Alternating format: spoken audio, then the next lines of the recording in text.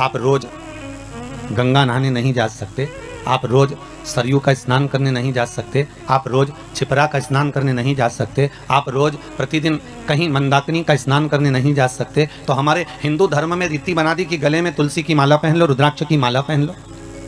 तो क्या तुलसी और रुद्राक्ष पहनने से होगा क्या? तो हमारे यहाँ शास्त्र वर्णन करता है कि हम गले में जब तुलसी की माला धारण करते हैं, हम गले में जब रुद्राक्ष की माला धारण करते हैं, एक लोटा भरा हुआ पानी भी अगर हमने अपने शरीर पर डाला तो वो तुलसी और रुद्राक्ष से होकर जब इस श्री विग्रह पर, जब इस शरीर पर जाता है, वो पानी तुलसी का लगा हुआ, रुद्राक्ष का लगा हुआ जल जब इस शरीर पर जाएगा तो हमें गंगा, यमुना, सरयू, सरस्वती सबके स्नान का पुण्य एक साथ प्राप्त हो जाएगा। मात्र उस जल का स्पर्श हो जाने पर, तुलसी के जल का, रुद्राक्ष के जल का मात्र अपने ऊपर सींचन ही हो जाने पर वो फल की अनुभूति हो जाती है, वो फल प्राप्त हो जाता है।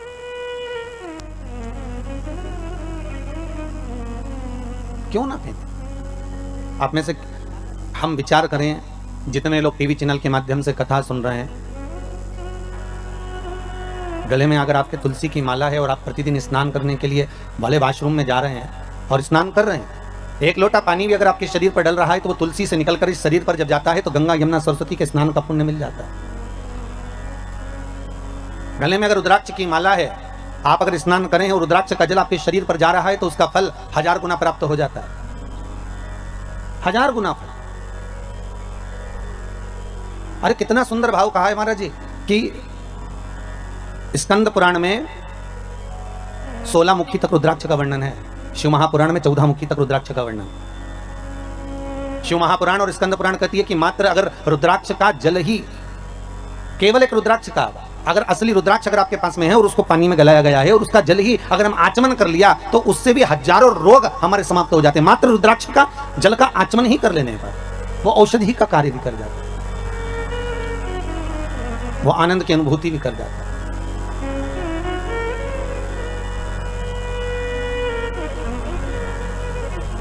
शिव पुराण कहती है, शिव महापुराण वर्णन करती है कि ब्रह्मदेव, भगवान ब्रह्मा भगवान शिव के पास जाकर कहते हैं कि अब इस सृष्टि का जो निर्माण है, इस सृष्टि का जो निर्माण मुझे करना है, उसमें संसार की जितने जीवों का हम निर्माण करेंगे, उन जीवों को जीवित रहने के लिए कुछ ना कुछ सुख हमें किसी के साथ जोड़ना पड़ेगा।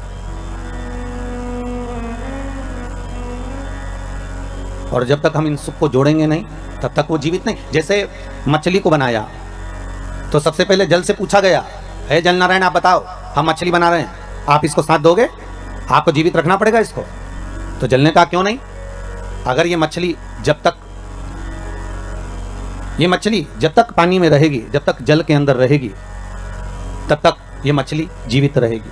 अगर ये जल में है, अगर ये जल में विराजमान, तब तक ये जीवित है।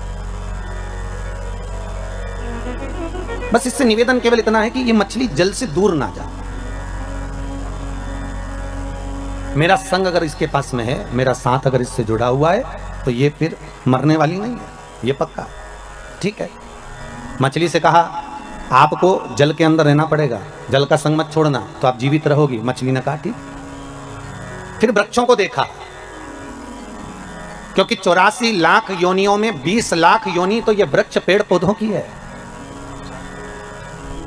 इन वृक्षों को जाकर निवेदन करा कि अब आपका हम निर्माण कर रहे हैं, पर आपका निर्माण तो कर रहे हैं, पर आपको जीवित रहना है। तो पृथ्वी से कहा कि आप इन वृक्षों को जीवित रख सकती हो? पृथ्वी ने कहा क्यों नहीं। बस बात इतनी सी है, अगर वृक्षों को जीवित रहना पड़ेगा तो पृथ्वी कहती है मुझसे जुड़ा रहना पड़ेगा। अगर ये मुझसे जुड़ी रहेंगे तो इनको मैं जीवित रख दूंगा, ये मुझसे जुड़े रहे। और आप सब जानते हो, आप तो पांडकारा के इस गांव में निवास भी करते हो और अपनी प्रकृति को स्मरण भी आप करते हो, तो आप सबको ये मालूम भी होगा कि पृथ्वी से जब तक वृक्ष जुड़ा रहता है तब तक वो जीवित रहता है, और पृथ्वी से जैसे ही वृक्ष निकल जाता है, उसकी जड़ें छूट जाती है, वैसे ही वो भी वृक्ष सूख जाता है, उसका कोई महत्व नहीं रहता, फिर वो सूख जाता, उसका महत्व समाप्त हो गया। फिर मनुष्य बनाया, मानव का शरीर का निर्माण कर। तो मानव शरीर का जब निर्माण करा तो ब्रह्मदेव ने डायरेक्ट जाकर भगवान देवाधिदेव महादेव से निवेदन करा, भगवान शिव से, हर हर महादेव। भगवान शंकर ने पूछा क्या बात है ब्रह्मा जी, आज तो आप हमारे पास में आए हो क्या गया ऐसा, कैसे आना होगा?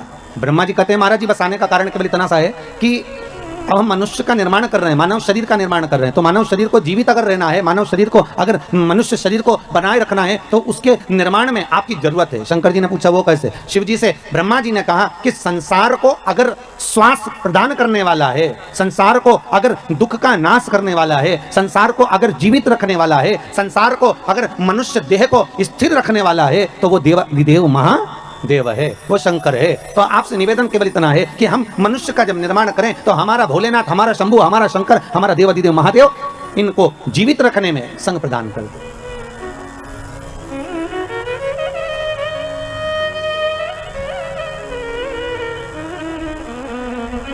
इनको जीवित रखना है। अगर मनुष्य को जीवन दान दिया है तो ब्रह्मा जी कहते हैं कि शंकर आप ही दे सकते हो। फिर वही वाली बात आ गई, महाराज जी बहुत ध्यान से सुनना। सबसे कठोर धातु लोहा, लोहे की तलवार बनती है, लोहे की गुप्ती बनती है, लोहे का फरसा बनता है, लोहे की बंदूक बनती है। सबसे कठोर धातु है लोहा। लोहा यह विचार करता है कि अगर मैं चाहूं तो संसार को नष्ट कर दूं, मैं चाहूं तो किसी को भी मार सकता हूं। पर लोहे को जब अहंकार आ गया तो लोहे के सामने अग्नि आकर खड़ी हो गई और अग्नि ने कहा तो चिंता मत कर, तुझसे ज्यादा कठोर मैं हूं, मैं कभी भी तुझे गला सकती हूं। और लोहे को अग्नि गला देती है। फिर एक दिन अग्नि को भी अहंकार आ गया और अग्नि ने विचार करा कि मैं इतनी प्रबल हूं कि सब जगह पर आग लगा सकती हूं, सबको नष्ट कर सकती हूं। तो वहीं आकर पानी खड़ा हो गया। पानी ने कहा घबरा मती, तो उससे ज्यादा कठोर मैं हूं। एक लोटा पानी डाला ना, ठंडा कर दिया। अब पानी को अहंकार आ गया। पानी को लगा कि मैं सबसे ज्यादा कठोर, कहीं पर भी तहलका मचा सकता हूं, हर किसी को नष्ट कर सकता हूं, किसी को भी डुबा सकता हूं, किसी के भी घर बस्ती को मैं पानी में ले जा सकता हूं। तो पानी के भीतर अहंकार था, वहीं पर आकर मनुष्य खड़ा हो गया। मनुष्य ने कहा चिंता मत कर, एक लोटा पानी भरा, वहीं खड़े खड़े डकार गया। ले अब देखिए, लोहे से ज्यादा कठोर अग्नि, अग्नि से ज्यादा कठोर पानी, पानी से ज्यादा कठोर मनुष्य। और मनुष्य ने विचार करा कि मैं सर्वस्व हूं, मेरे बराबर कोई नहीं हो सकता। अहंकार में जब मानव डूब गया तो मनुष्य को बीमारी निकल गई। बीमारी ऐसी लग गई, बीमारी ने कहा तुझसे ज्यादा कठोर मैं तुझे पूरा निकल सकती हूँ। एक बीमारी मनुष्य के शरीर में लगती है और वह अच्छे अच्छे सूरमा को भी निकल जाती है। पर बीमारी ने विचार करा कि मेरे बराबर कोई नहीं हो सकता, मैं अच्छे अच्छे को निकल गई, अच्छे अच्छे सूरमा को भी निकल गई। तो बीमारी ने जब अहंकार करा उतने समय में स्वयं कालो का काल महाकाल आकर खड़ा हो गया और बीमारी को ही निकल गया। क्योंकि अकाल मृत्यु वो मरे जो काम करे चंडाल का, और काल उसका क्या बिगाड़े जो भक्त हो महाकाल का। भगवान शंकर की अगर आराधना कर रहे हो, शिव की उपासना कर रहे हो, शंकर की भक्ति में अगर डूबे हुए हो, शिव आराधना में डूबे हुए हो, अगर शंकर के अनुमोदन में डूबे हुए हो, तो ये पक्का है कि काल भी आपको कुछ बिगाड़ नहीं सकता। काल भी नहीं बिगाड़ सकता। बस थोड़ा जागरूक हो। आया है, अब लोग कहते हैं गुरुजी कोरोना महामारी आई है, बड़ी विचित्र आई है। बिल्कुल आई है। ये कोरोना वायरस आया है गुरुदेव, बहुत बर्बाद कर रहा है। गांव की गांव, नगर की नगर, शहर की शहर। देखो आप महाराष्ट्र की स्थिति,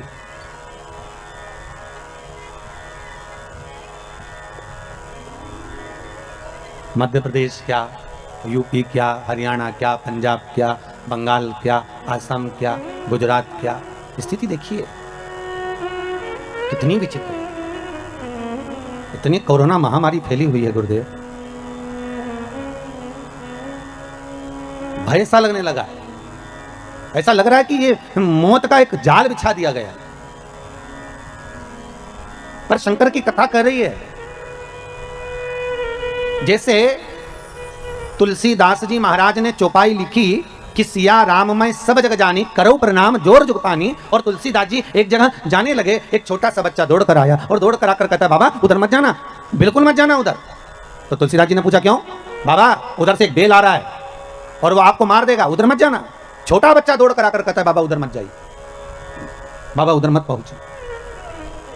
तुलसीदास जी ने कहा बेटा तू मुझे जानता नहीं है, तुझे ये मालूम नहीं है क्या कि मैंने चौपाई लिखी है कि सिया राम मैं सब जग जानी, करो प्रणाम जोर जुग पानी। क्या तुझे ये मालूम नहीं है कि मैंने इस संपूर्ण संसार में, ब्रह्मांड में, विश्व में भगवान का दर्शन करा है, राम को देखा है, हर जगह पर मैं राम का दीदार करता हूं। तो अगर बेल मुझे मारने आएगा तो उसमें भी तो राम ही होगा, तो बेल मुझे मार नहीं सकता बेटा।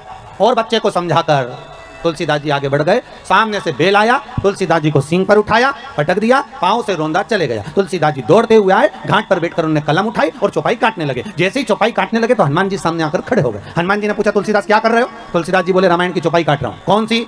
सिया राम मैं सब जगह जानी, मैंने सब में राम देखा, हर एक में मैंने राम का दर्शन करा, इसलिए उस चौपाई को मैं काट रहा हूं। क्यों काट रहे हो? कि जब मैंने सब जगह राम को देखा, बेल में भी राम देखा, तो बेल ने मुझे क्यों मारा? हनुमान जी बोले, रे तुलसीदास, तूने बेल में राम को देखा और वो बच्चा बोलने आया था कि उधर मत जा, तो उसमें राम नहीं देखा? राम तो उसमें भी था ना। जब बच्चा बोलने के लिए आ रहा है कि उधर ना जाइए, तो क्यों जा रहे हो? कई लोग कहते हैं भगवान नहीं आ रहा बचाने के लिए, क्या शंकर नहीं आ रहा बचाने के लिए? कई लोग कहते हैं भगवान गुरुदेव, तुम्हारा शिव कहां गया, तुम्हारा भगवान कहां गया, तुम्हारा प्रभु कहां गया, कहां गए वो राम और कृष्ण, कहां गए शंकर, कहां गए वो देवता? हम कहते हैं कि बार बार आकर कभी प्रधानमंत्री जी, कभी मुख्यमंत्री जी, कभी कलेक्टर, कभी डीएसपी, कभी एसडीएम, कभी डॉक्टर, कभी पुलिस वाले बार बार तुम्हारे सामने आकर कह रहे हैं कि मुंह पर मास्क लगाओ, सैनिटाइज का प्रयोग करो, हाथ को बार बार धो, सोशल डिस्टेंसिंग बना कर रखो। तो भगवान का ही तो रूप रखकर आकर बोल रहे हैं कि मत आप बाहर निकलो। उसके बाद भी तुम सारा नियम तोड़कर वही तुलसीदास जी जैसे कि बेल के सामने चले जा रहे हो, उस कोरोना महामारी में चले जा रहे हो। तो भगवान क्या करेगा? तुम खुद ही आगे बढ़कर ये कार्य करोगे और बाद में भगवान को दोष दो, तो भगवान को दोष क्यों लगे? क्यों लगे? किस लिए? बस निवेदन इतना है, भय मत खाइए, भय मत खाओ। कमाने के लिए जिंदगी पड़ी हुई है, पूरा जीवन कमाने के लिए रहा है, और खूब कमाओगे, फैक्ट्रियां भी चार लगा लोगे, दुकान भी खोल लोगे, जायदाद भी बढ़ा लोगे, सब हो जाएगा। पर कब होगा? जब ये शरीर रहेगा तब। मालूम पड़े कि तुम बाहर निकले और कोई वायरस तुमको लग गया, तो तुम कमाने के चक्कर में भूल गए कि कोई वायरस से नहीं लगाया, मास्क नहीं लगाई, दूरी तुमने प्रयोग ही नहीं करा बार बार हाथ धोने का, और वायरस लग गया, तो विचार करो फिर कमाने का मौका मिलेगा क्या? फिर क्या ऊपर जाके कमाओगे? इसलिए इस शरीर का मोल तत्व समझो, हीरा को परखइयो राम कोई नहीं रहे। इस शरीर के मोल तत्व को हमें समझना है, भय नहीं खाना है, हमें डरना नहीं है। शिव का अनुमोदन करो, शंकर का स्मरण करो। और जो भय खा रहे हैं, जिनको लग रहा है कितना सुंदर कहा महाराज, एक सुंदर एक व्हाट्सएप पर एक न्यूज़ थी कि आधे से ज्यादा लोग वायरस के उस लगने पर बीमार हुए वो अपनी जगह पर हैं, पर दुनिया के लोग जो मर रहे हैं वो टेंशन में मरे जा रहे हैं कि ये हम अब होगा क्या, अब होगा क्या। अरे भगवान के भरोसे छोड़कर भगवान शिव का गुणगान करो, स्मरण करो। किसी बच्चे ने एक बहुत सुंदर मैसेज किया है सीहोर, उस मैसेज को भेजा गया, समीर जी ने यहाँ भेजा है कि गुरुदेव से कहना कि शिव महापुराण की लगातार देते रहें, जिससे सारे हमारे मोहल्ले के लोगों का मन अब कोरोना महामारी की ओर से हटकर भगवान की कथा में लग जाता है, तो थोड़ी देर चैन की नींद आ जाती है। नहीं तो रोज वही की वही कथा, वही की वही कोरोना कोरोना चलता रहता है। तो इससे जागरूकता बने, आप जागो, मौका मिल रहा है स्मरण करने का। भय ना खाइए, डरिए ना, बस थोड़ा सा व्यवस्था बना कर चलो। जपते रहो श्री शिवाय नमस्तुभ्यम, जम के बोलिए श्री शिवाय नमस्तुभ्यम। फिर एक बार बोलिए श्री शिवाय नमस्तुभ्यम। ये शंकर का मूल मंत्र है, या ओम नमः शिवाय जब ये पंचाक्षर मंत्र है, या मर्जी पड़े आपकी तो महामृत्युंजय का अनुष्ठान कर लीजिए, स्मरण कर लीजिए। पर कहीं मत जाओ, अपने घर में बैठकर भगवत स्मरण में डूबे रहो। शिव कथा कर ब्रह्मा जी कर रहे हैं भगवान शंकर से, शिव से निवेदन कर रहे हैं, हे भोलेनाथ, हे शंभु, संसार के लोगों को आपको जीवित रखना है, संसार के लोगों को आपको जीवित रखना है भोलेनाथ। शिव जी ने कहा ठीक है, अगर आप कह रहे हो कि संसार के लोगों को मुझे रखना है तो मना नहीं है। पृथ्वी से कहा वृक्षों को आप जीवित रखना, जल से कहा मछली को आप जीवित रखना, जल ने कहा मछली मेरा संग रहेगी तो जीवित रहेगी, पृथ्वी कहती है वृक्ष मेरा साथ रहेंगे तो जीवित रहेंगे। शंकर जी कहते हैं संसार का मनुष्य मेरा भजन करता रहेगा तो जीवित रहेगा, अगर मुझसे वंचित हो गया, छूट गया, तो उसकी कोई जवाबदारी, उसकी कोई गारंटी नहीं। वंचित अगर है तो उसका कोई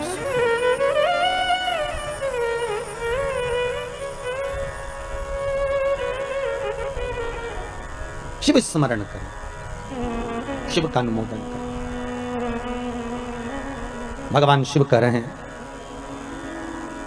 आप क्यों चिंता करते हो? ब्रह्मदेव, आपका कार्य है सृष्टि का निर्माण करना, आप निर्माण करें। तो ब्रह्मा जी के मन में आया कि मैं सृष्टि तो बना दूंगा, मना नहीं है, पर इस सृष्टि का निर्माण तो मैं कर दूं। पर दिक्कत केवल इतनी सी है कि सृष्टि बनाने के बाद इस सृष्टि को चलाने वाला कौन होगा? इस सृष्टि का निराकरण कौन करेगा? और कौन संसार के सागर में, इस मानव शरीर में हो सकता है कि इस संपूर्ण विश्व सागर में किसी को तन की तकलीफ हो, किसी को मन की तकलीफ हो और किसी को धन की तकलीफ हो? उसकी पूर्ति कौन करेगा? मान लो अगर मैंने बना भी दिया इस संसार सागर को, ब्रह्मा जी कर रहे हैं, अगर मैंने बना दिया इस संपूर्ण सागर को, अगर मनुष्य की देह भी बना दी, तो इसका भरण पोषण करने वाला कौन होगा? शिव कह रहे हैं, ब्रह्मा आप केवल निर्माण करिए, बाकी का सब शिव कह रहे हैं कि मेरे ऊपर छोड़ दी, आप मेरे ऊपर छोड़ दो। ब्रह्मा जी भगवान शंकर से विनती कर कर गए और भगवान शंकर भगवान विष्णु के पास में गए। भगवान विष्णु ने देखा कि आज शंकर स्वयं आए, स्वयं शिव। हमेशा भगवान शिव के पास में भगवान विष्णु पहुंचते थे, हमेशा। और आज स्वयं त्रिकालदर्शी शंकर भगवान विष्णु के यहाँ, तो भगवान विष्णु उठकर खड़े हो गए कि भोलेनाथ आए हैं, आइए प्रभु पधारो, आपका आगमन हुआ है नाथ। भगवान शंकर जैसे ही सामने पहुंचे तो भगवान विष्णु ने लक्ष्मी जी से कहा, लक्ष्मी संपूर्ण कार्य को छोड़ दीजिए और संपूर्ण कार्य छोड़कर आज भगवान देवाधिदेव महादेव आए हैं, उनके आदर में लग जाइए। बड़ी मुश्किल से आए हैं, बड़ी मुश्किल से प्राप्त हुए हैं, जाओ इनके आदर में, इनके सम्मान में, इनके सत्कार में लग जाओ, जाइए। लक्ष्मी जी सबसे पहले अगर कहीं गई तो माता लक्ष्मी ने, जैसे भगवान विष्णु ने कहा कि इनका आदर करो, सम्मान करो, सत्कार करो, तो लक्ष्मी जी अगर सबसे पहले अगर कहीं गई तो माता पार्वती के पास गई और जगत जननी जगदम्बा पार्वती जी ने पूछ लिया, लक्ष्मी कैसे आना हुआ, क्या बात है, तुम्हारे आने का कारण क्या है, तुम क्यों आई हो? लक्ष्मी जी बोली, पार्वती आज भगवान भूत भावन भूतेश्वर भगवान शंकर, आज त्रिलोकी का नाथ त्रिकालदर्शी कैलाशी अविनाशी शिव बैकुंठ में आए। पार्वती जी बोली कि शंकर और बैकुंठ,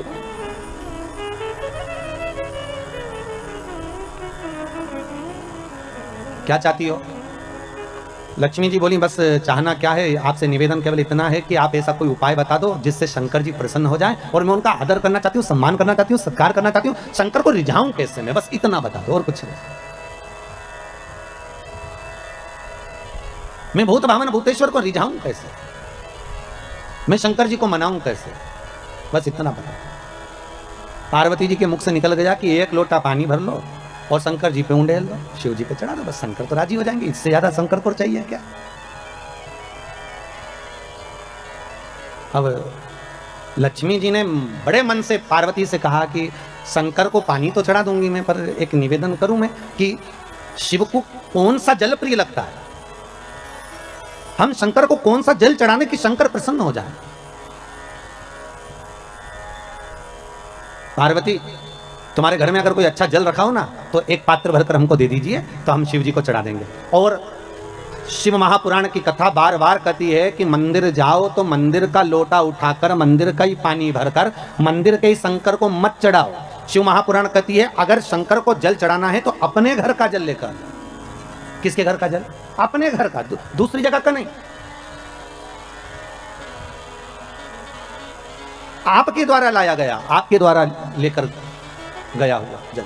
अब पार्वती जी से लक्ष्मी जी ने एक लोटा पानी मांग लिया और वो जल ले जाकर लक्ष्मी जी जैसे ही पहुंची बैकुंठ में, भगवान शंकर को देखा, शंकर जी को देखकर लक्ष्मी जी ने एक लोटा पानी शिव जी पे डाल दिया। शंकर भगवान, अब अभी तो भगवान विष्णु को बोलना था हर हर महादेव, शंकर भगवान खुद बोल दिया हर हर महादेव। तो जैसे ही बोले हर हर महादेव तो भगवान विष्णु समझ गए जरूर कुछ गड़बड़ हो गई हो।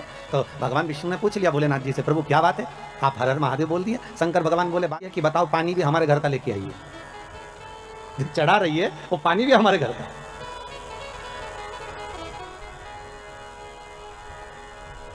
अरे कभी कंस के जन्म की कथा सुनी होगी आप लोगों ने भागवत जी में कि कंस का जन्म क्यों हुआ। इतने अच्छे राजा के घर में, जिसके घर में सब धर्मात्मा थे, उसके घर में कंस जैसा बेटा कैसे पैदा हो गया था? उसका कारण केवल इतना सा था, ये कंस कौन था? पूर्व समय में कुबेर के दरवाजे का द्वारपाल। और कुबेर क्या करता था कि रोज इस द्वारपाल से कहता था कि मैं शंकर जी की पूजन करने जा रहा हूँ, तो मुझे फूल ला कर दे दे। और ये द्वारपाल जाता था और बगीचे में जाकर और फूल तोड़ के ले आता था और फूल तोड़ के लाता और कुबेर को दे देता। कुबेर जी शंकर जी को चढ़ा देते। तो शंकर जी को चढ़ाते तो ये जो द्वारपाल था ये जिसके बगीचे से फूल लाता था, ना तो बगीचे के मालिक से पूछता था, ना बगीचे के सेवक से पूछता था, ना पेड़ से पूछता था, ना वृक्ष से पूछता था, ना डाली से पूछता था, और फूल तोड़े और लेकर आया और भगवान को चढ़वा दिए। बस इसलिए तो यह शास्त्र कह रहे भले फूल लाकर उसने दिए, शंकर जी को भले चढ़े, पर गलती एक कर दी कि जिसके पेड़ थे, जिसके वृक्ष थे, जिसका पौधा था, ना तो माली से पूछा, ना पौधे से पूछा, ना वृक्ष से पूछा, अर्थात फूल की चोरी कर कर भगवान को समर्पित करवाता था। इसलिए इसका कंस का जन्म हुआ। कारण केवल इतना सा था कि अगर हम भगवान को अगर एक फूल भी चढ़ा रहे हैं, हम भगवान को अगर रिझा रहे हैं, तो भगवान को अगर फूल भी चढ़ा रहे हैं तो प्रयास करना कि पड़ोसी की अगर बाउंड्री से फूल तोड़कर ला रहे हो तो पहले पड़ोसी से पूछो क्या हम फूल लेकर चले जाएं, क्या हम फूल ले आए। बघेल परिवार से भी निवेदन है, ध्यान रखना 7 दिन कथा चले, बेलपत्री भी अगर तोड़ कर ला रहे हो तो पहले जिसके घर में पेड़ लगा है उससे पूछो कि हमें ये बेलपत्री ले जाएं, हमें शिव पुराण पर चढ़ाना है, हम क्या फूल तोड़ लें, हमें पूजन के लिए चाहिए माता रानी के लिए या शंकर जी की पूजन के लिए चाहिए, हम दुर्वा तोड़ लें। या तो अपने बगीचे में लगा हो, अपने खेत में लगा हो, अपने गार्डन में लगा हो, अपने फार्म हाउस पर लगा हो तो तुम प्रेम से तोड़ लो, कोई मना नहीं, क्योंकि वो तुम्हारा है। पर अगर किसी दूसरे के यहाँ से लेकर आ रहे हो तो पहले हमें पूछना पड़ेगा कि हम आपकी ये वस्तु लेकर चले जाएं।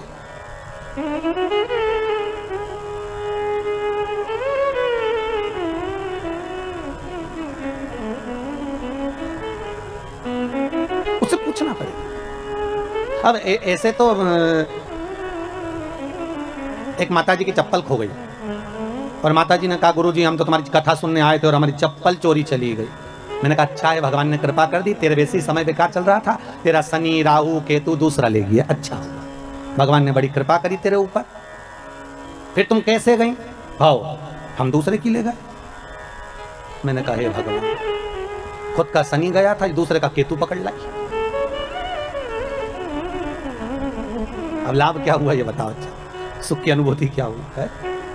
हमें नहीं चाहिए। हम अगर भगवान को रिझा रहे हैं ना महाराज, तो शिव महापुराण की कथा कहती है अगर भगवान को रिझा रहे हो तुम्हारे पास में कुछ है तो ठीक है, नहीं है तो ठीक है। शंकर को 1 लोटा पानी हो तो चढ़ा दो, घर का हो तो चढ़ा दो।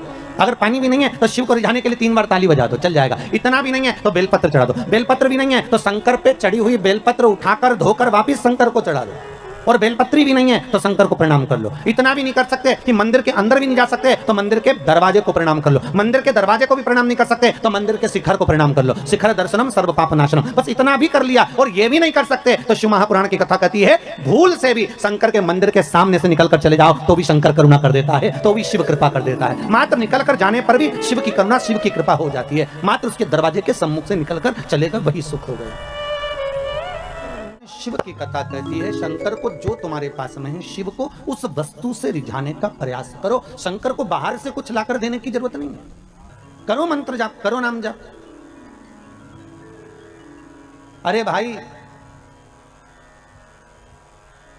घर में धन होगा तो चोरों की नजर जरूर होगी, अगर सुंदरता होगी तो लुच्चों की नजर जरूर होगी, और अगर हृदय में भक्ति होगी तो भगवान की नजर जरूर होगी। ये पक्का, भगवान की दृष्टि आप पर पड़ी रहेगी। अगर आप भगवान का भजन कर रहे हो तो, आप शिव का स्मरण कर रहे हो तो, आप शंकर का अनुमोदन कर रहे हो, आप भगवान भक्ति का नाम जाप कर रहे हो तो भगवान की दृष्टि पड़ी हुई। करो भजन बस। भगवान शिव ने जैसे कहा हर हर महादेव, भगवान विष्णु समझ गए जरूर कुछ बात हो गई है महाराज। हर हर महादेव शंकर जी बोले मतलब भगत बोले चल जाए, पर भगवान बोले तो नहीं चले हो। और आज तो भगवान खुद बोल रहे हैं हर हर महादेव, तो भगवान विष्णु ने पूछ लिया। अब मन में बात रह भी नहीं चाहिए, रख के करो क्या। एक गुरु के सामने, माता पिता के सामने, घर के बुजुर्गों के सामने, घर के बड़े के सामने अपने दिल की बात कह देना चाहिए। और अगर किसी से नहीं कहो ना तो गुरु से तो कह दो, या अपने जो इष्ट हैं, अपन जिनको मानते हैं, अपन जिसको पूजते हैं उसके सामने कह दो। अपने दिल की बात कहने में पीछे नहीं हटना। एक ये पत्र आया देखो आप, नरेंद्र कुमार जी पांडे हैं, प्रतापगढ़ से हैं आप। महाराज जी, पांडे जी कहाँ बैठे हैं? अच्छा आप ही आए। कहा है गुरु जी, बहुत चिंता रहती थी पर जब से श्री शिवाय नमस्तुभ्यम का 1 माला कर रहा हूं, केवल 1 महीने में ऐसी बाबा ने कृपा कर दी कि सोचा भी नहीं था। पांडे जी कहाँ से आया? मैं गुरुवर प्रतापगढ़ सदर बाज़ार से आया हूँ जी। और मैं बहुत भाग्यशाली हूँ। मैंने अपने जन्म में सोचा नहीं था कि आपके दर्शन होंगे। नहीं बाबा की मैं कृतार्थ हो गया और मैं बघेल परिवार का ऋणी रहूँगा आजीवन, जिन्होंने ये प्रोग्राम रखा और आप तक आने का मौका दिया। बाबा की ये तो कृपा है। आपको भगवान शंकर का श्री शिवाय नमस्तुभ्यम का जाप क्या फल देगी? आप खुश होकर मेरे को जरूर बताएं। बाबा जी मैं कुछ नहीं कह सकता, मेरे पास शब्द नहीं है। आपने जो गुरु मंत्र दिया है मैं मरते दम तक इसको छोड़ूंगा नहीं। श्री शिवाय नमस्तुभ्यम को जी मैं बिना इसको किए घर से नहीं निकलता बाबा। जी बाबा की कृपा है ये तो। भोलेनाथ बहुत कृपा कर रहे हैं मेरे ऊपर और ये सब आपका दिया हुआ है बाबा। मैं आपको फिर से साष्टांग करता हूँ। नमः शिवाय। बैठिए बैठिए पंडित। बहुत सुंदर सुंदर प्रसंग आपने आपके पत्र में लिखा है कि मेरी बेटी का एग्जाम में भी पास हो गई, उसका बहुत कुछ फल मुझे मिला है। ना आपसे हमारा कभी मिलना हुआ, ना आप हमें जानते, बस केवल टीवी चैनल के माध्यम से आपने कथा सुनी है और उस मंत्र को जपा जिस मंत्र को इस शिव महापुराण का गुरु मंत्र कहा जाता है। भागवत का मूल मंत्र है ओम नमो भगवते वासुदेवाय और शिव महापुराण का मूल मंत्र है श्री शिवाय नमस्तुभ्यम। हम बार बार लोगों से कहते हैं अगर दुख आया है ना, तकलीफ आई है ना, कष्ट आया, माना ये कोरोना जैसा वायरस आ गया, कई लोगों के प्राण छूटे जा रहे हैं, उनसे निवेदन है इस मंत्र को मत छोड़ो, आप जपते रहो साहब, आप जपते रहिए। आप जितना स्मरण करोगे इस मंत्र का, अरे विचार करो, राजा श्वेत के प्राण लेने के लिए यमराजा गया और राजा श्वेत को नहीं मालूम कि मेरी मृत्यु अभी लिखी है। 21,600 श्वास में से कौन सी श्वास आखिरी है ये किसको मालूम है साहब? किसको मालूम? कौन सा दान, कौन सा पुण्य, कौन सा भजन, कौन सा संकीर्तन, कौन सा मंत्र जाप हमारे कब काम आ जाए ये किसी को नहीं मालूम। एक राजा के मन में आया कि मैं राजा हूं पर मुझे ये नहीं मालूम कि मरने के बाद होता क्या है, मेरे को जानना है कि मरने के बाद क्या होता है। तो राजा ने अपने मंत्रियों को बुलाया कि तुम मरो और हमें खबर दो। तो मंत्री ने सोचा बताओ मर जाएंगे तो खबर कौन देगा? नहीं, हमें मालूम करना है कि मरने के बाद क्या होता है, हमें तो उसकी खबर चाहिए।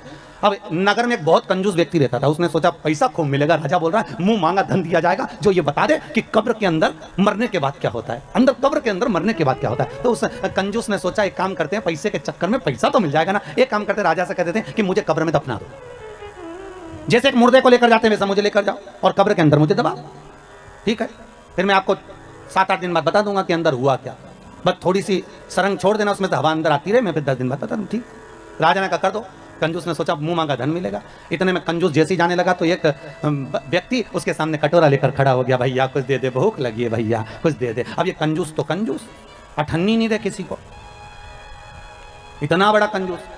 वो पीछा पकड़ लिया, उसने पांव पकड़ लिया, भैया 1 रुपया दे दे रे भैया, कुछ दे दे भैया, चवन्नी दे दे, भूख लग रही है भैया, भोजन दे दे। इसको गुस्सा आई, इसने कचरा पड़ा था, बहुत सारी पेड़ की पत्तियां पड़ी थी, सूखी पत्तियां, इसने उठा के उसके कटोरे में डाल दी, ले खा ले, और गुस्से में डालकर ये चला गया। और इसको लोग बांध बुंदा के ले गए, कब्र में दफना दिया, अंदर एक पाइप डाल दिया और उस पाइप में से बस इसको श्वास लेने के लिए छोड़ दिया।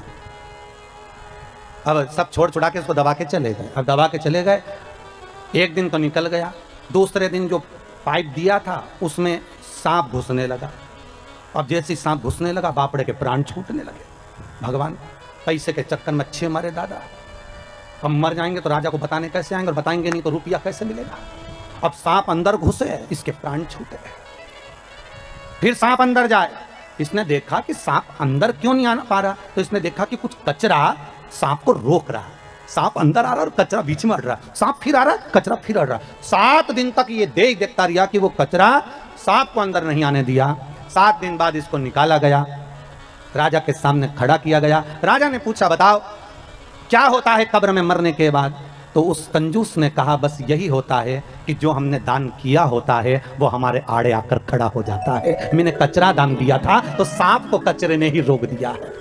हमने जो दान दिया, हमने जो पुण्य दिया, हमने जो सत्कर्म करा, आप लोग जो गौ माता के लिए दान देते हो, ब्राह्मण भोज के लिए दान देते हो, आजीवन भोजन भंडारे के लिए दान देते हो, मंदिर निर्माण के लिए दान देते हो, सत्कर्म के लिए और दान देते हो, किसी के लिए आप पुण्य का कार्य करते हो, तो वो पुण्य तुम्हारा दान, तुम्हारा भजन, तुम्हारा कीर्तन, तुम्हारा मंत्र जाप, जो शिव महापुराण की कथा आप सुन रहे हो, जो मंत्र का स्मरण आप कर रहे हो, जैसे भी पांडे जी बोले कि श्री शिवाय नमस्तुभ्यम मंत्र ऐसा मिल गया कि वो मंत्र मेरा जीवन संवार दिया। जिस मंत्र को आप जप रहे हो वो साधारण नहीं हो सकता, जो आप दान कर रहे हो वो साधारण नहीं हो सकता, जो पुण्य कर रहे हो वो साधारण नहीं हो सकता। ना जाने तुम्हारा दान, तुम्हारा पुण्य, तुम्हारा सत्कर्म कब तुम्हारे सामने आकर खड़ा हो जाए और तुम्हारे आड़े आकर सम्मुख में आ जाए और तुम्हारे जीवन को बचा ले, इससे बढ़कर कोई सुख नहीं हो सकता। इसलिए बारंबार जपते रहें श्री शिवाय नमस्तुभ्यम, ये मंत्र का जाप नित्य करते रहो, स्मरण में डूबे रहो। ये भाग है हमारा, ये पुण्यता है। आज शंकर भगवान स्वयं करें हर हर महादेव। भगवान शिव ने जैसी हर हर महादेव बोला तो पूछ लिया कि हर हर महादेव भगवान आप बोल रहे हो। भगवान विष्णु ने पूछा कारण क्या है। भगवान बोले कारण केवल इतना सा है कि दूसरी जगह का जल लाकर चढ़ाया, लक्ष्मी अंदर से लाकर एक लोटा पानी चढ़ाती तो मुझे सुख मिल जाता।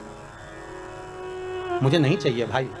शंकर की सारे देवी देवताओं को तो लड्डू भी चढ़ाओ, चुंदड़ी भी चढ़ाओ, आभूषण भी चढ़ाओ, शंकर जी को तो बेलपत्री चढ़ाओ, पानी चढ़ाओ, नी भी हो तो 3 बार ताली बजाया, वो भी नहीं बने तो हर हर महादेव बोल दो, उतने में शंकर राजी हो जाते हैं। इससे बढ़कर कृपालु और काम मिलेगा ये बताओ। अरे वो चोरी करने के लिए चोर गया शंकर जी के मंदिर में और चोरी का सामान नहीं था, उजाला करने के लिए कोई वस्तु नहीं थी, तो खुद का कपड़ा जलाया, त्रिशूल में लपेट कर आग लगा के चारों तरफ देख लिया चोरी का सामान। और शंकर भगवान प्रसन्न हो गए, मांग तुझे क्या चाहिए। चोर बोला मैं तो चोरी करने आया था। शंकर भगवान बोले हम तो ये नहीं जानते कि तुम चोर हो कि कौन हो, पर तुमने हमारे मंदिर में शिवरात्रि के दिन उजाला करा, प्रकाश करा, दिया जलाया, आरती करी, मांगो क्या चाहिए। उसने कहा मैं मांगना नहीं जानता। शंकर भगवान ने कहा ठीक है तो मैं तुझे कुबेर का सिंहासन दे देता हूँ, जा कुबेर की कुर्सी पे तू बैठ जा। और चोर चले गया कुबेर की कुर्सी पर और कुबेर से जाकर कहा तुम नीचे उतरो। कुबेर ने बोला तू कौन, कि मैं चोर। तो तू चोर यहाँ कहां से आ गया, तो कि शंकर जी ने भेजा। कुबेर बोला मैं हड़ताल करूंगा। चोर बोला जो करना करो। शंकर जी ने बोला कुर्सी से नीचे उतरो, हम बैठेंगे। और चोर को कुबेर की कुर्सी पर बिठा दिया। कुबेर भगवान विष्णु के पास गए, नारायण नारायण। भगवान विष्णु ने पूछा क्या हो गया। शंकर भगवान के मंदिर में किसी ने रात को अपना कपड़ा जलाकर आरती उतार दी, शंकर जी ने उसको कुबेर बना दिया और मुझे नीचे उतार दी, बताओ आप हमारी कुर्सी वापस दिलाओ। भगवान विष्णु बोले उनके मामले में हम कुछ नहीं बोल सकते, उनके मामले में हम नहीं बोलेंगे। क्यों। भगवान विष्णु बोले नारायण कहते हैं मैं उतना देता हूं जितना भाग्य में लिखा होता है, ब्रह्मा उतना देते हैं जितना कर्म में लिखा होता है, पर शंकर ना कर्म देखते हैं ना भाग्य देखते हैं। शंकर तो बस इतना देखते हैं कि मुझे दिल से रिझा लिया तो उन्होंने तुरंत उठाकर कुबेर बना दिया, मर्जी उनकी। कुबेर ने अपनी धर्मपत्नी से बोला सुन अपने पास में इतनी दौलत है पर आज तक कोई अपने घर में आकर देखता ही नहीं कि अपने पास कितना है। तो पत्नी ने बोला क्या करोगे। कुबेर बोला एक काम करते सबको निमंत्रण दे देते भोजन करने का। अच्छा दे दो। सारे देवी देवताओं के घर में निमंत्रण दिया है, सिगरी निमंत्रण। सिगरी निमंत्रण मतलब तुम्हारे यहाँ चूल्हा मत जलाना। सा परिवार भगवान विष्णु सा परिवार, ब्रह्मा सा परिवार, इंद्र सा परिवार, वायुदेव जलदेव सब सा परिवार, और सबको निमंत्रण दिया पर शंकर भगवान को भूल गया। जिसने कुबेर का पद दिया था उसी को भूल गया। नारद जी ने आकर कहा कुबेर जी, शंकर जी को बुलाया, भूल गए, अब जाओ बुलाने। शंकर जी आ जाएंगे, अब जाएंगे तो जाओ जाओ बोलो निमंत्रण तो दो। दौड़ कर गया, हर हर महादेव। शिव जी ने पूछा क्या बात है कुबेर। कुबेर बोले महाराज जी हम सबको निमंत्रण दिया है थे, तुम्हें भूल गए थे। फिर नारद जी ने कहा तब हम आए। अब बताओ किसी को निमंत्रण देने जाओ तो ऐसा बोलना चाहिए। अगर भूल गए थे तो ये बोलना ही नहीं चाहिए कि भूल गए थे। ये बोलना था कि परिवार के लोग, घर के लोग, इसलिए अपने घर वालों को बाद में भी निमंत्रण दिया जा सकता है। पर महाराज जी ने याद दिलाई इसलिए हम कहने आ गए। अब बुरा लगेगा कि नहीं लगेगा। अरे बोलो तो, वो तो शंकर जी थे। पांडे तारा की माता होती तो पहले कहते थे, हमको तो बहुत बुरा लगा भैया, बताओ इतनी बाद में बुलाया हम। अरे बुरा लगेगा नहीं लगेगा। अगर कोई तुमसे कहे कि हम तो बस भूल गए थे और तुमको बाद में बुलाने के लिए आ गए, अच्छा नहीं लगेगा। शंकर भगवान ने कहा क्या चाहते हो आप हमारे यहाँ भोजन करने आओ। शंकर जी बोले देखो ये जो बड़ी बड़ी पार्टियां होती ना इसमें मैं नहीं जाता हो।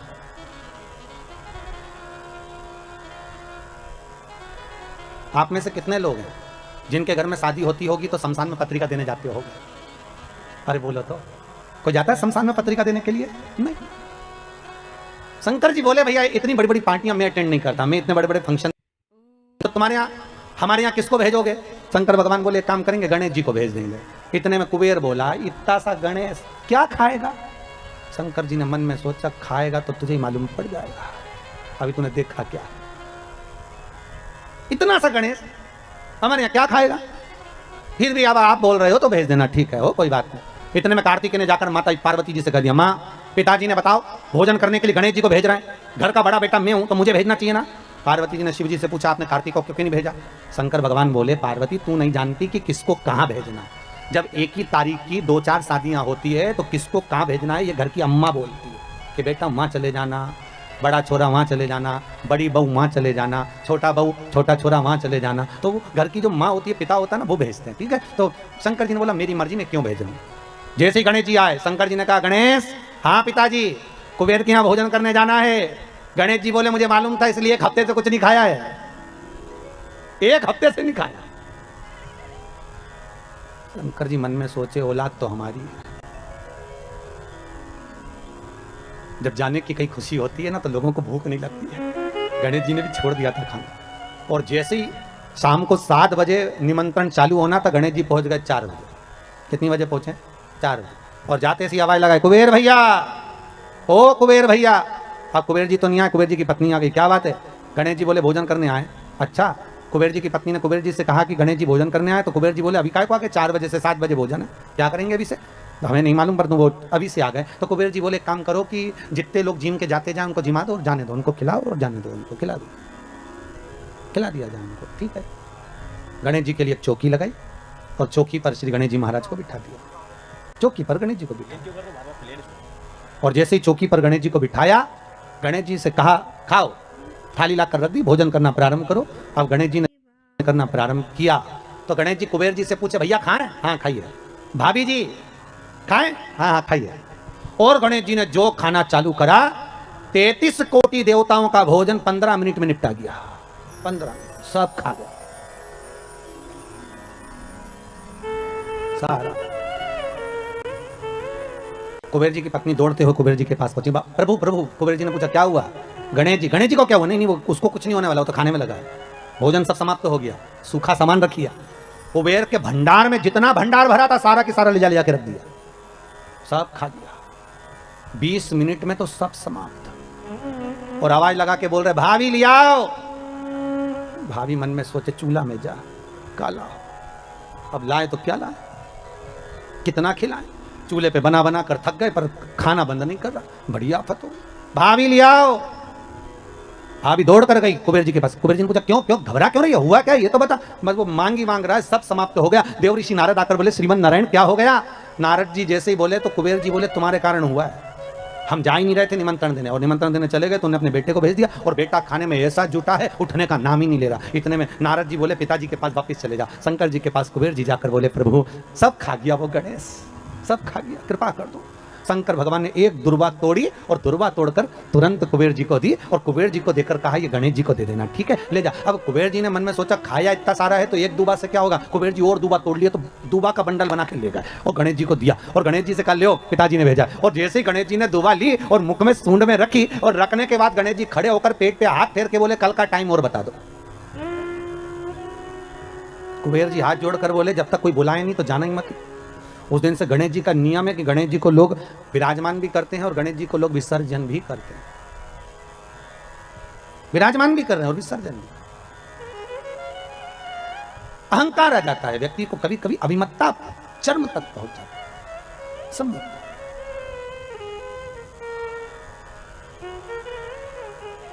शिव कह रहे हैं, मैंने लक्ष्मी से ये नहीं कहा कि तुम मुझे ये दो। भगवान शंकर कह रहे हैं, नारायण मैंने आपसे भी नहीं कहा कि मुझे कोई वस्तु प्रदान करो, पर अगर लक्ष्मी जी को जल भी चढ़ाना था तो अपने ही घर का चढ़ा देती, तो आज मुझे प्रसन्नता का भाव हो जाता। प्रसन्नता का भाव।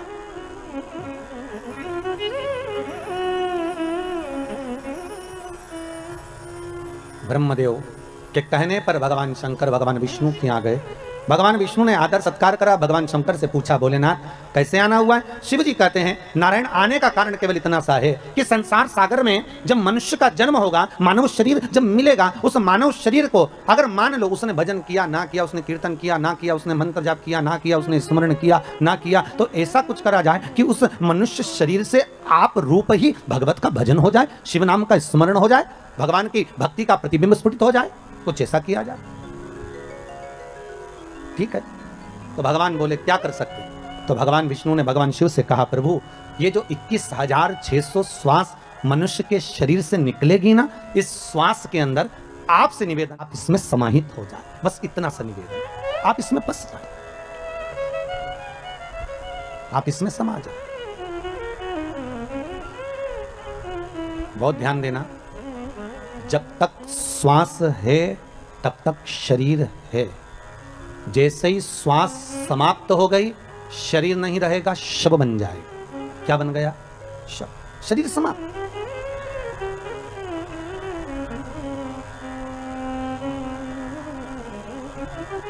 फिर वो शरीर नहीं रहा है, वो केवल एक शव बन गया, उसका मूल तत्व समाप्त हो गया। श्वास में शिव है। शंकर की कथा कर रही है, ये जो श्वास है शिव कर रहे हैं, इसमें मैं समाहित हो जाता हूं। ओमकार समाहित हो जाता है।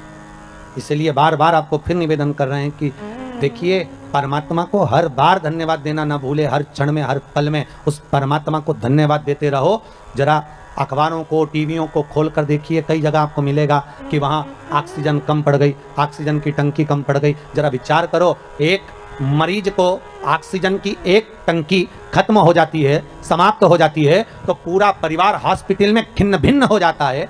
उस विचार करिए कि उस परमात्मा ने इस प्रकृति को बनाने के लिए कितनी ऑक्सीजन दी होगी और किस तरह से निशुल्क देकर इस संसार सागर में कितनी ऑक्सीजन देकर संसार के लोगों को जीवित रखा होगा। उस परमात्मा को बारंबार धन्यवाद देना चाहिए कि ये तेरी कृपा से हो रहा है, ये तेरी दया से हो रहा है, ये तेरी करुणा से हो रहा है, और तेरी करुणा बिना कुछ नहीं हो सकता। ये तेरे द्वारा प्राप्त हो रहा है। महाराज, हर पल, हर घड़ी, हर क्षण, हर श्वास में शिव का धन्यवाद दिया। चंचुला देवी ने बारंबार धन्यवाद दिया, बारंबार। चंचुला देवी जिस समय पर पार्वती जी की सखी बन गई थी, चंचुला देवी पार्वती जी की सहेली जब बन गई थी चंचुला देवी, बस इतना कर्म चंचुला देवी ने जरूर करा था कि पति का साथ दिया, पति चोरी कर कर लाया, धन लाकर दिया, उसका भोग करा, पर सत्कर्म नहीं कर पाई। चंचुला कभी दान पुण्य धर्म नहीं कर पाई, अपने भोग में लगी रही, अपने भोग में। और जब अपने ही भोग में लगी रही, कोई सत्कर्म नहीं, कोई पुण्य नहीं, चंचुला ने कुछ करा ही नहीं। पर जब प्राण छूट गए, शिव महापुराण की कथा के रस तत्व में डूबने के बाद चंचुला के जब प्राण छूट गए, तब चंचुला देवी पहुंची भगवान शंकर के कैलाश धाम पर, और पार्वती जी की जब सखी बन गई, तब पार्वती जी से बारंबार बस एक बात कहती रही कि कुछ ऐसा कर दीजिए कि मेरा पति जो प्रेत योनि में पड़ा हुआ है, वो प्रेत योनि से मुक्त हो जाए, वो प्रेत योनि से छूट जाए। इतनी कृपा बस कर दो कि वो प्रेत योनि से मुक्त हो, प्रेत योनि से छूट जाए। ऐसी करुणा, ऐसी कृपा, ऐसी दया आप कर दीजिए। ठीक है।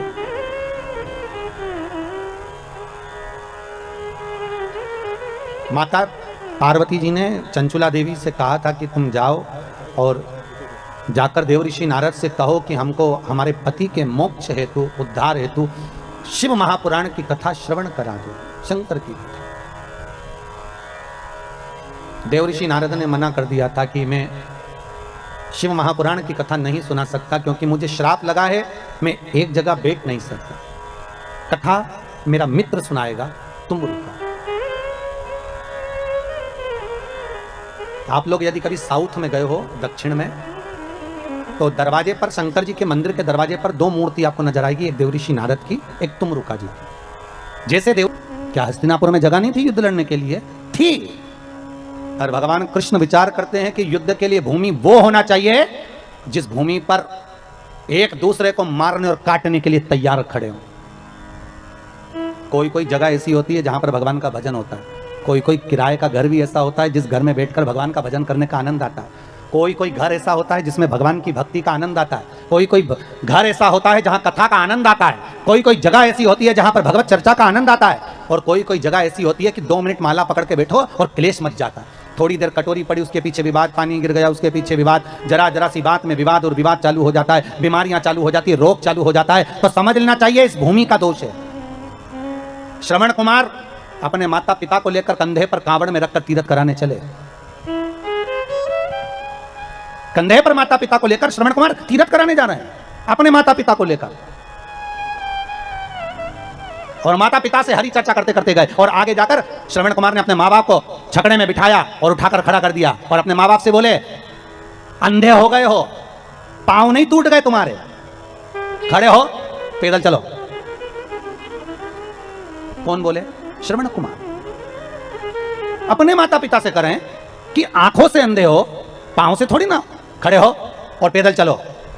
श्रवण कुमार की मां ने, सुहांगी ने अपने पति शांतिन मुनि से कहा, श्रवण कुमार के पिता से, कि आज बेटे को क्या हो गया है। शांतिन मुनि ने सुहांगी का हाथ पकड़ा और हाथ पकड़कर कहा, सुहांगी चुप रहो, पैदल चलो, चलो पैदल। श्रवण कुमार ने माँ बाप का हाथ पकड़ा छकड़े से नीचे उतारकर अपने माँ बाप को पैदल लेकर चले। थोड़ी दूर निकलने के बाद श्रवण कुमार अपने माँ बाप के चरणों में गिर गए, पांव पकड़ लिए, पिताजी गलती हो गई, क्षमा कर दो, पिताजी मुझसे गलती हो गई, क्षमा करो, गलती हो गई, क्षमा करो। पत्नी ने पूछ लिया, सुहांगी ने शांतिन मुनि से, आखिर श्रवण कुमार ने हमारा अपमान क्यों करा, हमको पैदल चलने का क्यों बोला? शांतिन मुनि बोले, सुहांगी जिस गांव में से निकलकर हम जा रहे हैं ना, ये गांव की जो जगह है ना, ये मय दानव राक्षस की है। मय दानव राक्षस ने इस गांव की जमीन के नीचे ब्राह्मणों को मार मार कर उनके शवों को दबा दिया, उनका रक्त पीता है वो। अच्छा, ये उस मय दानव की जमीन है। इतना गुस्सा करता था मय दानव, ब्राह्मणों को नष्ट कर देता था। ये मय दानव की भूमि पर जब तक श्रवण कुमार हमें लेकर चल रहा था, उसी भूमि का प्रताप ऐसा था कि श्रवण कुमार की बुद्धि बदल गई और उसने हमसे अपशब्द कह दिया। ये भूमि का दोष होता है। किसी किसी भूमि पर भगवान का भजन हो जाता है, किसी किसी भूमि पर लोगों से पाप हो जाता है। जिस भूमि पर पाप हो रहा है, समझ लेना ये भूमि का कोई दोष है जो अच्छा काम नहीं होता। भूमि का कारण क्या हो सकता है? पाप थोड़ी देर का होता है, भोगना बहुत पड़ता है। पाप कितनी देर का? थोड़ी सी देर। और भोगना कितना पड़ेगा? अंदाजा लगाओ जरा। तो उस भोगने पर मत जाओ, यहीं का भोगना देख लो। किसी को चाकू मार दिया, कितनी देर लगा? अरे बोलो जरा, चाकू मारा 2 मिनट, मर गया 5 मिनट, कितने मिनट लगे? जम के बोलिए, 7 मिनट। अब भोगना कितना है वो देखिए। पकड़ा गया, बंद कर दिया, 1 साल तक केस चला, 1.5 साल लग गया, 2 साल में निर्णय आया, 10 साल के लिए जम के बोलो अंदर गया। अब कितने साल लग गए? 10 तो अंदर, 2 बाहर। केस में कितने हो गए? 12। अब भोग 7 मिनट का क्रोध था, 7 मिनट में चक्कू मारकर व्यक्ति को मार दिया, और भोगना कितना पड़ा? 12 साल। उसी तरह पृथ्वी पर मनुष्य पाप थोड़ा सा करता है, पर भोगना तो बहुत पड़ता है, क्योंकि पाप करने का समय कम होता है और भोगने का समय ज्यादा होता है। तो भोगना तो पड़ेगा, आए हो तो भोगो। पाप थोड़ी देर का है, पर भोगना ज्यादा है। इसलिए फिर निवेदन करूं आपसे, मत बुरे कर्म कर बंदे वरना पछताएगा, भगवान की आंखों से तू बच नहीं पाएगा, तू बच नहीं पाएगा। भोगना है तो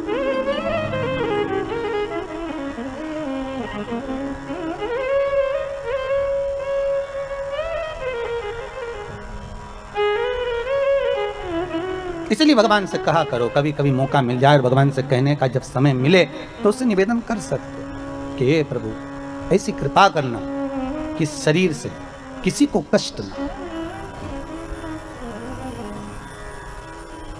किसी को कष्ट ना। कुरुक्षेत्र की भूमि ढूंढी है युद्ध के लिए। विचार करो जरा, भगवान कृष्ण द्वारका में बैठे थे और अपने दूतों को कहा ऐसी भूमि ढूंढना जहां भाई भाई का दुश्मन हो जाए। द्वारपाल ढूंढते ढूंढते गए, कहीं नहीं मिली ऐसी जमीन, पहुंच गए कुरुक्षेत्र। बड़े भाई ने छोटे भाई से कहा जा उधर मेड़ पे से पानी आ रहा है, मेड़ को बांध दिया।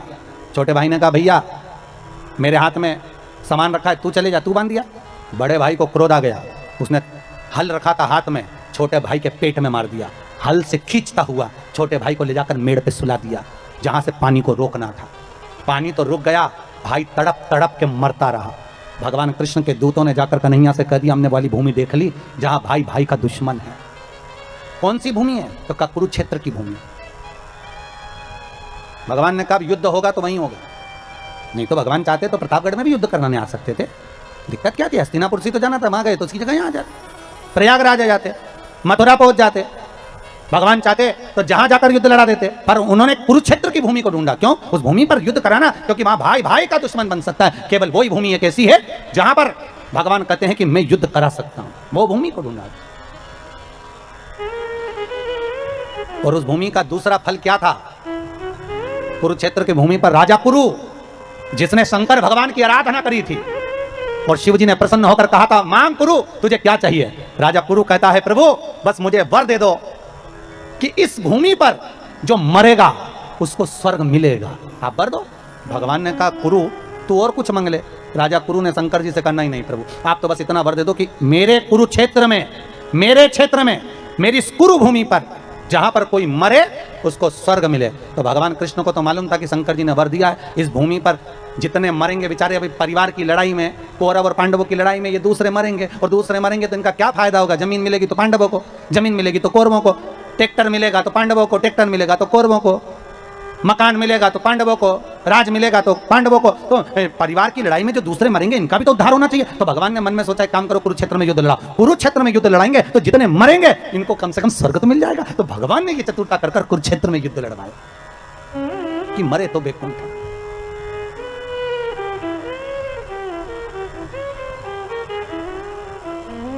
मिले। आपसे भी निवेदन है, केवल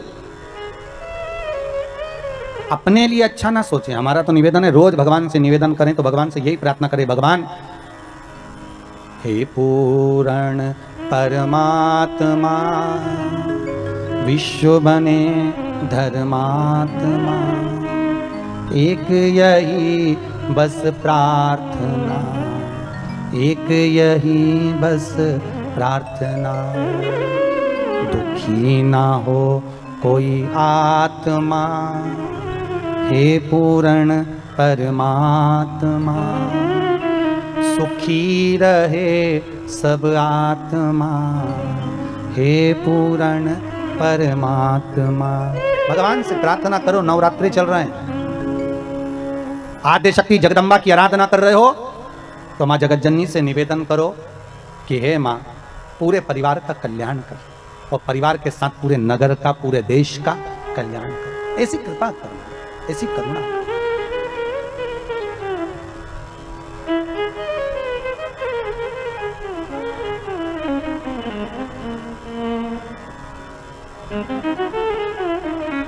ऐसी कृपा हो, ऐसी दया हो जाए। हे नारायण, तुमको भी पृथ्वी पर जाकर किन्नर बनना पड़ेगा। भगवान बने।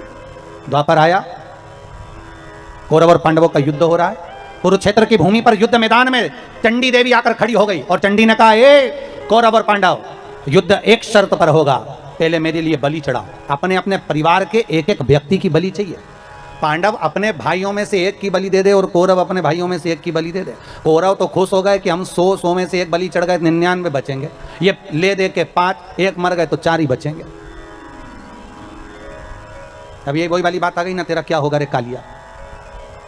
अब ले दे के तो 4 बचे, अब 5 में से एक गया तो 4 ही बचे ना। क्या करें?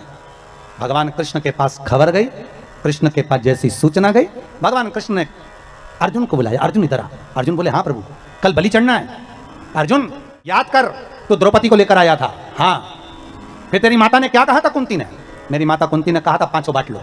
फिर मैंने द्रौपदी से कहा था तुम्हें 5 पतियों की पत्नी बनना पड़ेगा। फिर द्रौपदी ने कहा बनने को तैयार हूं, पर शर्त एक है, एक एक पति के साथ में 1-1 वर्ष तक रहूंगी। मेरे पति के कमरे में अगर कोई दूसरा पति आ गया तो उसको 5 साल के लिए बन जाना पड़ेगा। अगर मंजूर हो तो मैं तुम्हें 5 पतियों की पत्नी बनने को तैयार हूं। फिर सब अच्छा चल रहा था। भीम के साथ में द्रौपदी रह रही थी। पांडवों की 1-1 वर्ष के साथ में द्रौपदी को रहना था। एक ब्राह्मण का बालक आया, पिता आया, दौड़ कर आकर कहता है, अरे अर्जुन, मेरे बच्चे को शेर उठा कर ले गया, सिंह ले गया, मेरे बेटे को बचा ले रे अर्जुन। अर्जुन गया अपना धनुष लेने के लिए, गांडीव लेने के लिए, पर वो धनुष तो भीम के कक्ष में था। दौड़ा, बिना पूछे अंदर प्रवेश कर गया, धनुष को उठा लाया, ब्राह्मण के बच्चे को बचा लिया। ब्राह्मण के बच्चे को बचाया, और जब ब्राह्मण का बालक बच गया, ब्राह्मण का बालक बच भी गया, पर द्रौपदी ने हाथ जोड़कर कह दिया कि अब आपको 5 वर्ष के लिए बन जाना पड़ेगा। अर्जुन, फिर क्या हुआ? अर्जुन कहते हैं मैं 5 साल के लिए बन गया। वन में जाकर मैंने नागों की कन्या उलूपी के साथ में विवाह कर लिया। विवाह करने के बाद मेरा एक बेटा हो गया, उसका नाम आरावन था। क्या नाम था? आरावन। भगवान कहने लगे, अब अर्जुन खड़े हो जा, उसी जगह पर जहां तूने विवाह किया था, जहां तेरा बेटा हुआ था। अब वो बेटा बड़ा हो गया होगा, ये तो तुम्हारी कुल का, परिवार के एक व्यक्ति की बलि देना है, उसको लिया, उस आरावन की बलि देंगे, जा लेकर। अर्जुन गया, आरावन को कहा, बेटा कौरव और पांडवों का युद्ध है, तुम्हें युद्ध में चलना है। आरावन ने कहा चलो। चलिए पिताजी चिंता मत करना, एक एक कौरवों को मार मार कर गिराऊंगा, आप बिल्कुल टेंशन ना लीजिए, चिंता ना करिए। जैसे ही रावण आया, भगवान कृष्ण ने बुलाकर कहा, रावण तुम्हें मालूम है तुम्हें क्यों बुलाया गया है? रावण ने कहा नहीं दादा हमको नहीं मालूम। रावण आपको नहीं मालूम? नहीं। चंडी देवी को बलि चढ़ाना है कौरव और पांडवों में से एक एक परिवार के एक एक व्यक्ति की, तुम्हारी बलि चढ़ना है। रावण कहते हैं दादा बलि तो चढ़ा दो, मना नहीं है, पर मैं कुंवारा हूं, मैंने अपनी माता उलूपी नागों की कन्या, मेरे नाना जो थे वो नाग थे, सांप थे, तो मेरे नाग नाना ने अपनी पुत्री उलूपी को बताया था, मेरी मां को बताया था, नाग कन्या को, कि हे पुत्री जो कुंवारी अवस्था में मर जाता है उसको ना पिंड मिलता है, ना तर्पण होता है, ना तिलांजलि होती है, ना गया जी में श्राद्ध होता है, ना ब्राह्मण को जिमाया हुआ भाग उस कुंवारी अवस्था में मरे हुए व्यक्ति को प्राप्त होता है। जो कुंवारी अवस्था में मरा है उसको यह भाग नहीं मिलेगा। जो कुंवारी अवस्था में मरा है उसको ना पिंड, ना तर्पण, ना तिलांजलि, ना श्राद्ध, कुछ प्राप्त नहीं होगा, कुछ नहीं मिलेगा। रावण कहते हैं दादा मैंने मेरी माता के मुंह से सुना था, मुख से, मैं कुंवारा नहीं मरना चाहता दादा, अगर मैं कुंवारा मर गया तो मुझे जल नहीं मिलेगा, तर्पण नहीं होगा, तिलांजलि नहीं होगी, मेरा पिंड नहीं होगा, मेरा भोज नहीं होगा। दादा आपसे निवेदन है आप मेरा विवाह कर दो, उसके बाद मेरी बलि चढ़ा दो। भगवान कृष्ण ने अर्जुन से कहा युधिष्ठिर नकुल सहदेव सब जाओ, जल्दी से एक लड़की ढूंढो, उसके साथ शादी कर देते। पूरे हस्तिनापुर में ढूंढा तो कौन बाप अपनी बेटी भी आएगा एक रात के लिए? कौन होगा जो लड़की भी आएगा एक रात के लिए?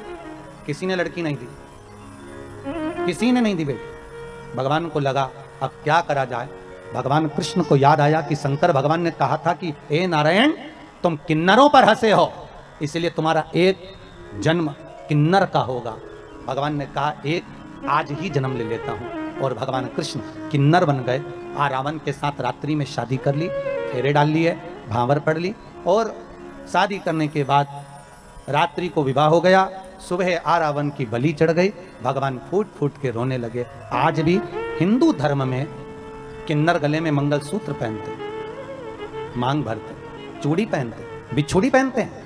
कई कई लोगों के मन में आता है कि इनका पति कौन होगा किन्नरों का, तो शिव महापुराण की कथा कहती है रावण किन्नरों का पति होता है, इसलिए आज भी किन्नरों का विवाह एक घड़े से किया जाता है और सुबह उस घड़े को फोड़ दिया जाता है। किसी पर हंसना नहीं है। कोई वाणी से विहीन है, कोई श्रवण शक्ति से विहीन है, कोई हाथ पैर से विहीन है, कोई दुर्बल है, कोई अधिक हेल्थी है, कोई धन विहीन है, हमें उस पर हंसना नहीं है। ना जाने भगवान शंकर की कथा कहती है हम जिस पर हंसते हैं एक जन्म हमको भी लेना पड़ता है, एक जन्म।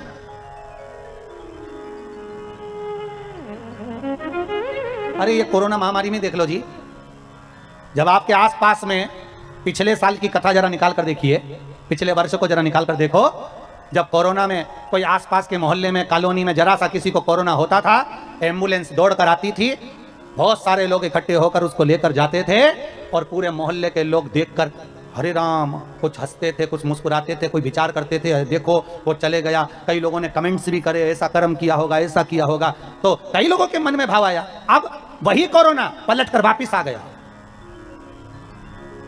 और ये दिखाने के लिए आया कि हंसना मत, ये दिखाने के लिए आया कि किसी पर उंगली मत उठाना, ये दिखाने के लिए आया कि किसी पर कमेंट्स मत करना, किसी को अपशब्द मत करना, किसी को ताने मत देना। अरे भारत की भूमि पर इतना नाजुक समय चल रहा है साहब, इस नाजुक समय में दुनिया के लोगों को तुम्हारे धन की नहीं, इस नाजुक समय में तुम्हारे द्वारा अच्छी वाणी की